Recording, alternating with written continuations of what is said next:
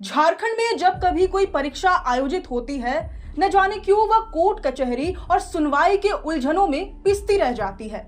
पिसती केवल परीक्षा नहीं है, बल्कि पिसते अभ्यर्थी भी है। पिसती है उनकी मेहनत, उनकी शिद्दत, मजबूत इरादे, लक्ष्य, सालों की तपस्या। पिसता है अभिभावकों का त्याग, शिक्षकों का परिश्रम और इन सभी की उम्मीदें पिस जाती है। बुलंद हौसले दम तोड़ने लगते हैं, मंजिल बूढ़ी होने लगती है, जुनून फीका पड़ जाता है, इरादे बेजान पड़ जाते हैं और मेहनत भी जवाब देने लगता है। आयोग की एक गलती, लापरवाही या अपने ही नियमों को ताक पर रखने की जुर्रत सब कुछ एक साथ तबाह कर सकती है। यहाँ संदर्भ है जेपीएससी की 11वीं से 13वीं सिविल सेवा परीक्षा, जो फिलहाल कोर्ट कचहरी के चक्कर काट रही है। परीक्षा के परिणाम जारी होने से लेकर सफल अभ्यर्थियों की नियुक्ति तक सारी प्रक्रियाएं समाप्त हो चुकी हैं। इसके बावजूद एग्जाम अब भी अदालत के उलझनों से निकलने का रास्ता ढूंढ रहा है।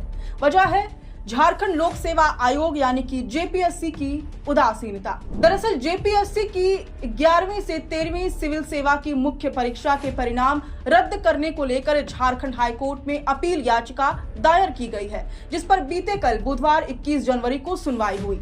याचिका दायर करने वाले प्रार्थी अयूब तिर्की एवं अन्य का तर्क था कि झारखंड लोक सेवा आयोग का नियम कहता है कि 10 वर्ष और 5 वर्ष के अनुभवी शिक्षक ही परीक्षा की कॉपी का मूल्यांकन करने के लिए एलिजिबल है, लेकिन आयोग ने अपने ही बनाए नियमों को ताक पर रखकर महज 1-1.5 साल से शैक्षणिक कार्य कर रहे घंटी आधारित टीचरों से कॉपी का मूल्यांकन करा दिया।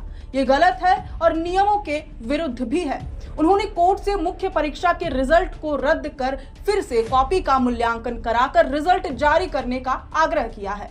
दूसरी ओर जेपीएससी की ओर से कोर्ट में दलील दी गई कि नियम सबके लिए समान है और प्रार्थी का आरोप निराधार है। प्रार्थी असफल हुए हैं, इसलिए नियम को चुनौती दे रहे हैं। हालांकि आयोग का यह भी कहना है कि अगर नियम को चुनौती देनी ही थी तो पहले दे देते। जेपीएससी ने कोर्ट से आग्रह किया कि जिस तरह अक्टूबर 2025 में मेंस परीक्षा के परिणाम को रद्द करने की मांग वाली याचिका को सिंगल बेंच ने खारिज कर दिया था, उसी तरह इस अपील को भी खारिज कर दिया जाए। गौरतलब है उस वक्त अदालत ने दोनों पक्ष की दलीलें सुनने के बाद स्पष्ट किया था कि याचिकाकर्ता की आपत्तियां समयबद्ध नहीं थी।